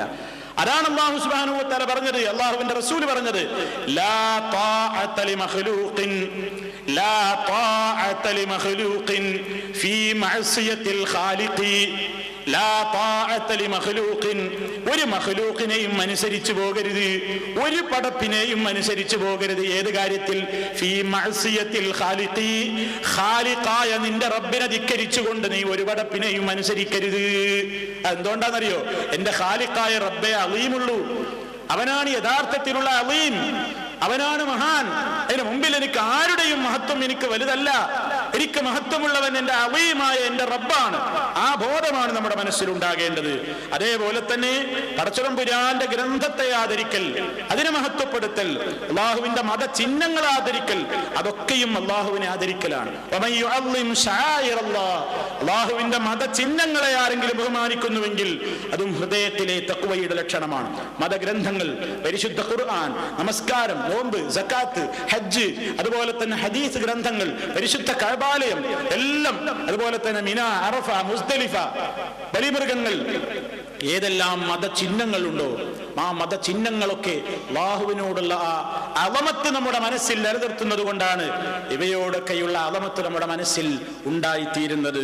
അല്ലാഹു നിഷിദ്ധമാക്കിയ സംഗതികളിൽ നിന്ന് മാറി നിൽക്കലും ഹറാമായ കാര്യങ്ങളിൽ നിന്ന് വിട്ടുനിൽക്കലും അള്ളാഹുവിനെ മഹത്വപ്പെടുത്തുന്ന കാര്യങ്ങളിൽപ്പെട്ടതാണ്. പടച്ചവൻ അളീമാണെന്ന് മനസ്സിലായാൽ ആ അളീമിന് വെറുപ്പുള്ളൊരു സംഗതി ഞാൻ ചെയ്തുകൂടാ. ഒരു ഹറാമ് ചെയ്യാൻ വേണ്ടി മനുഷ്യന്റെ മനസ്സിൽ ഇങ്ങനെ ആഗ്രഹം തോന്നുമ്പോൾ അവൻ ചിന്തിക്കണം, എന്റെ റബ്ബ് അളീമായ അള്ളാഹു കാണുന്നുണ്ട്, അളീമായ അള്ളാഹു കേൾക്കുന്നുണ്ട്, അതൊരിക്കലും ഞാൻ ചെയ്തുകൂടാ. അത് മനുഷ്യനെ ആ തെറ്റിൽ നിന്ന് പിന്തിരിപ്പിക്കാൻ വേണ്ടി ഏറ്റവും വലിയ ഒരു പ്രേരണ നൽകുന്നു. കാരണം നാളെ പരലോകത്ത് നരകാഗ്നിയിലേക്ക് വലിച്ചെറിയപ്പെട്ട ആളുകൾ, ആ വലിച്ചെറിയപ്പെടുന്ന ആളുകളെ സംബന്ധിച്ച് അല്ലാഹു തആല എന്താ പറയുന്നത്? അവരെ പിടിക്കാൻ അല്ലാഹു മലക്കുകളോട് പറയുന്ന രംഗം ഖുർആൻ പറയുന്നുണ്ട്. ഖുദൂഹു ഫഗുല്ലൂഹു, നിങ്ങൾ അവരെ പിടിക്കുവീൻ, ഫഗുല്ലൂഹു, അവരെ ബന്ധിക്കുവീൻ, സുമ്മൽ ജഹീമ സല്ലൂഹു, പിന്നെ നരകാഗ്നിയിലേക്ക് നിങ്ങൾ അവനെ പ്രവേശിപ്പിക്കുവീൻ മലക്കുകളെ. സുമ്മ ഫീ സിൽസിലത്തിൻ ദറുഹാ 70 ദിറാഅൻ ഫസ്ലുകൂ, 70ഓളം കണ്ണികളുള്ള 70ഓളം മുഴം നീളമുള്ള ചങ്ങലയിൽ ഈ തെമ്മാടിയെ ബന്ധിക്കൂ മലക്കുകളെ. എന്നിട്ട് അവനെ ആ ചങ്ങലയിൽ കൊളുത്തി മുഖം വലിച്ചിട്ട് അവനെ നരകത്തിലേക്ക് ഇടൂ. എന്തേ കാരണം അല്ലാഹു പറയുന്നു. അതാ നമ്മുടെ വിഷയവുമായിട്ടുള്ള ബന്ധം. അങ്ങനെയൊക്കെ വലിച്ച് നരകത്തിലേക്ക് എറിയാൻ വേണ്ടി പറയുന്നതിന്റെ കാരണം ഒന്നാമതായി അല്ലാഹു പറയുന്നു, ഇന്നഹു കാന ലാ യുഅ്മിനു ബില്ലാഹിൽ അളീം, തീർച്ചയായും അവൻ അളീമായ അല്ലാഹുവിനെ വിശ്വസിച്ചിട്ടില്ലായിരുന്നു. നോക്കൂ നിങ്ങൾ, അടച്ചവന്റെ ആ അളമത്തിന് യോജിക്കാത്ത കാര്യം ചെയ്തത് കൊണ്ടാണ് അവൻ നരകത്തിൽ പോകേണ്ടി വന്നത്. അളീമായ അള്ളാഹുവിനെ അവൻ വിശ്വസിച്ചില്ല. എത്ര പേരുണ്ട് അള്ളാഹ്ക്ക്. പക്ഷെ ഇക്കാര്യം പറഞ്ഞെടുത്ത് നോക്കൂ നിങ്ങൾ, നരകത്തിലേക്ക് അവൻ ഇങ്ങനെ ക്രൂരമായി വലിച്ചിഴക്കപ്പെടാൻ എന്താ കാരണം?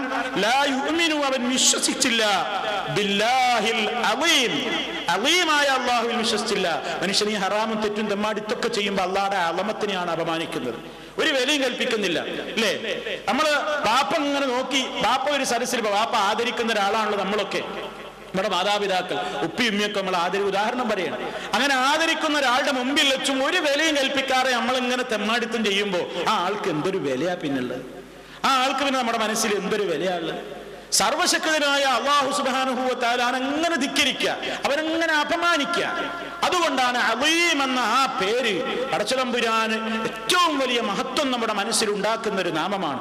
ആ നാമത്തിനനുസരിച്ച് പടച്ചവനോട് പെരുമാറിയിട്ടില്ല ഇവൻ. അതുകൊണ്ട് പിടിക്കൂ അവനെ, ബന്ധിക്കൂ അവനെ, 70ഓളം മുഴമുള്ള ചങ്ങലയിൽ കെട്ടിയിട്ട് കൊളുത്തിട്ട് നരകത്തിയിലേക്ക് അവനെ വലിച്ചെറിയൂ മലക്കുകളെ എന്ന് അല്ലാഹു പറയുന്നത്. അല്ലാഹു നമ്മെ കാത്തുരക്ഷിക്കുമാറാകട്ടെ. ഇനി സുഹൃത്തുക്കളെ, ഈ അളമത്ത് എപ്പോഴും നമ്മുടെ മനസ്സിൽ ഉണ്ടാകാൻ അല്ലാഹുവിന്റെ റസൂൽ പ്രത്യേകം പറഞ്ഞൊരു സന്ദർഭമാണ്. പടച്ചവന്റെ ഈ അളീം എന്ന വിശേഷണത്തെ പുകഴ്ത്തി പറയാൻ നമുക്ക് നമസ്കാരത്തിൽ ഒരു പ്രത്യേക അവസരം തന്നെ അല്ലാഹുവിന്റെ റസൂൽ പഠിപ്പിച്ചു തന്നിട്ടുണ്ട്. നമുക്ക് കാണാം, റസൂൽ പറയാണ്, അലാ, അറിയുക ജനങ്ങളെ, ഞാൻ വിരോധിക്കപ്പെട്ടിരിക്കുന്നു അൻ അഖ്റഅൽ ഖുർആന റാക്കിയൻ ഔ സാജിദൻ, റുക്കൂഴ് ചെയ്യുമ്പോഴും സുജൂദ് ചെയ്യുന്നതുമായ അവസരങ്ങളിൽ ഖുർആൻ ഓതൽ എന്നോട് വിലക്കപ്പെട്ടിരിക്കുന്നു. നമുക്കൊക്കെ അറിയാവുന്ന ഒരു മസലയാണത്. റുക്കൂഴിലോ സുജൂദിലോ നിസ്കാരത്തിൽ ഖുർആൻ ഓതാൻ പാടില്ല. ഖുർആൻ ഏറ്റവും നല്ല പുണ്യമുള്ള സംഗതി തന്നെയാണ്. പക്ഷെ ഒരാൾ റുക്കൂഴ് ചെയ്യുമ്പോൾ ഫാത്തിഹ ഓതോ ഖുൽ ഹുവല്ലാഹു ഓതോ ചെയ്യാൻ പാടില്ല. അവിടെ എന്താ ചെയ്യേണ്ടത്? പ്രത്യേകം വേറെ പഠിപ്പിക്കപ്പെട്ടിട്ടുണ്ട്. അപ്പൊ റസൂൽ പറയാണ്, റുക്കൂഴിലും സുജൂദിലുമായിരിക്കെ ഖുർആൻ ഓതുന്നത് എന്നോട് വിരോധിക്കപ്പെട്ടിരിക്കുന്നു. അതേ അവസരത്തിൽ റുക്കൂഴിന്റെ അവസരമുണ്ടല്ലോ, ആ റുക്കൂഴിന്റെ അവസരങ്ങളിൽ നിങ്ങൾ അല്ലാഹുവിനെ ഏറ്റവും കൂടുതൽ മഹത്വപ്പെടുത്താൻ ഉപയോഗപ്പെടുത്തണേ. റുക്കൂഴിൽ അല്ലാഹുവിനെ ഏറ്റവും കൂടുതൽ മഹത്വപ്പെടുത്തേണ്ട അവസരം. അതുകൊണ്ടാണ് സുഹൃത്തുക്കളെ, റുക്കൂഴിൽ ചൊല്ലുന്ന ദിക്ർ നോക്കൂ നിങ്ങൾ, സുബ്ഹാന റബ്ബിയൽ അളീം, അല്ലെങ്കിൽ സുബ്ഹാന റബ്ബിയൽ അളീം വബിഹംദിഹി, അല്ലെങ്കിൽ സുബ്ഹാനക അല്ലാഹുമ്മ റബ്ബനാ ബിഹംദിക അല്ലാഹുമ്മഗ്ഫിർലി. ഇങ്ങനെ അളമത്തിനെ സൂചിപ്പിക്കുന്ന ആശയമാണ്. അപ്പൊ സുബ്ഹാന റബ്ബിയൽ അളീം, സുബ്ഹാന റബ്ബിയൽ അളീം, സുബ്ഹാന റബ്ബിയൽ അളീം എന്നിങ്ങനെ അള്ളാഹുവിന്റെ അളമത്തിനെ പ്രത്യേകം മഹത്വപ്പെടുത്തുന്ന അവസരം അത് റുക്കൂയിൽ നിങ്ങൾ അങ്ങനെ ചെയ്യുക. റുക്കൂയിൽ നിങ്ങൾ അള്ളാഹുവിനെ ധാരാളമായി മഹത്വപ്പെടുത്തുകയും, അള്ളാഹു ഈ അളീമായ അള്ളയാണ്, അളീമായ എന്റെ നാഥനെ ഞാൻ എല്ലാ നിലക്കും പ്രകീർത്തിക്കുന്നു, വാഴ്ത്തുന്നു, അവന്റെ പരിശുദ്ധിയെ ഞാൻ ഉദ്ഘോഷിക്കുന്നു, പ്രഖ്യാപിക്കുന്നു എന്നതൊക്കെയാണ് സുബ്ഹാന റബ്ബിയൽ അളീം എന്ന് പറയുന്ന ആ ദിക്റിലൂടെ നമസ്കരിക്കുന്ന വിശ്വാസി കുനിഞ്ഞ് ഭക്തിയോടെ നിന്നുകൊണ്ട് ഉരുവിട്ടുകൊണ്ടിരിക്കുന്നത്. ഇനി സുജൂദോ, അമ്മ സുജൂദു എന്നാൽ സുജൂദിന്റെ കാര്യം, ഫജ്തഹിദൂ ഫിദ്ദുആഇ, സുജൂദിൽ നിങ്ങൾ ദുആക്ക് ധാരാളമായി സമയം കാണണം. ധാരാളം ദുആ ചെയ്തുകൊണ്ട് നിങ്ങൾ സമയം കളയുക. ഏതിൽ? സുജൂദിൽ. ഫഖമിനുൻ അൻ യുസ്തജാബ ലക്കും, റുക്കൂഇനേക്കാൾ സുജൂദിലാണ് പ്രാർത്ഥനയ്ക്ക് ഉത്തരം കിട്ടുന്ന വേള. അതുകൊണ്ട് ഉത്തരം കിട്ടുന്ന ഏറ്റവും അസുലഭമായ അവസരമാണ് സുജൂദ് എന്നതുകൊണ്ട് സുജൂദിൽ നിങ്ങൾക്ക് ചോദിക്കാനുള്ള കാര്യങ്ങൾ നിങ്ങൾ അല്ലാഹുവിനോട് ചോദിച്ചോളൂ. ഫജ്തഹിദൂ ഫിദ്ദുആഇ, നിങ്ങൾ ദുആയിൽ നന്നായി പരിശ്രമിക്കണം. സുജൂദിൽ, റുക്കൂയിൽ അല്ലാഹുവിന്റെ അളമത്ത്, അളീം എന്ന പേരിനെ ഇങ്ങനെ ധാരാളമായി വാഴ്ത്തിക്കൊണ്ടിരിക്കുക. ഇതൊക്കെ സുഹൃത്തുക്കളെ നമ്മുടെ മനസ്സിൽ വെറുതെ അങ്ങ് പഠിച്ചു വിട്ടാൽ പോരാ. അള്ളാഹു ഹലീമാണ്, അള്ളാഹു അളീമാണ്. ആ പേരും അതിൻ്റെ ഒരു ഏകദേശ അർത്ഥവും അതിലൂടെ നമ്മുടെ മനസ്സിലുണ്ടാകേണ്ട മാറ്റവുമൊക്കെ നമ്മുടെ മനസ്സിൽ നിലനിൽക്കുമ്പോൾ, അതാണ് അള്ളാഹുവിന്റെ റസൂല് പറഞ്ഞത്, പടച്ചവന് വിശിഷ്ടമായ നാമങ്ങളുണ്ട്, അതൊക്കെ ഒരാൾ സ്വായത്തമാക്കി കഴിഞ്ഞാൽ, ശരിക്കും പഠിച്ചു കഴിഞ്ഞാൽ അവൻ സ്വർഗപ്രവേശനത്തിന് അർഹനായി എന്ന്. ഈ ഗുണങ്ങൾ, ഈ പേരുകൾ, അള്ളാഹുവിന്റെ ഓരോ പേരുകളും അവന്റെ ഓരോ മഹത്വങ്ങളെയും വിശേഷണങ്ങളെയും കഴിവുകളുമായി സൂചിപ്പിക്കുന്നത്. അത് നന്നായി ഗ്രഹിച്ച് അതിൽ പറയുന്ന ആശയങ്ങൾ നമ്മുടെ ജീവിതത്തിൽ നിലനിർത്തിക്കൊണ്ട് നമ്മുടെ ജീവിതത്തെ നാം ശുദ്ധീകരിക്കുക, നമ്മുടെ വിശ്വാസം കളങ്കമേൽക്കാതെ നിർമ്മലമായി കാത്തുസൂക്ഷിക്കുക. അതിലൂടെ അള്ളാഹു നമുക്ക് അനുഗ്രഹങ്ങൾ ധാരാളമായി ചൊരിഞ്ഞു തരും. അങ്ങനെ അനുഗ്രഹം നൽകപ്പെടുന്ന നല്ലവരിൽ അള്ളാഹു നമ്മെ എല്ലാവരെയും ഉൾപ്പെടുത്തി തരുമാറാകട്ടെ.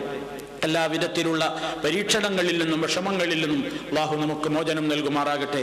ഈ പരിശുദ്ധ റമളാൻ സമാഗതമായ അവസരത്തിൽ അർഹമുർ-റാഹിമീനായ തമ്പുരാൻ വരുന്ന റമളാൻ മാസത്തെ ആരോഗ്യത്തോടുകൂടി, ആഫിയത്തോടുകൂടി, ഇബാദത്തുകൾ കൊണ്ട് സജീവമാക്കി പടച്ചവന്റെ പൊരുത്തം നേടുന്ന നല്ലവരുടെ കൂട്ടത്തിൽ നമ്മെ, നമ്മുടെ കുടുംബാദികളെയും അവൻ ഉൾപ്പെടുത്തി തരുമാറാകട്ടെ.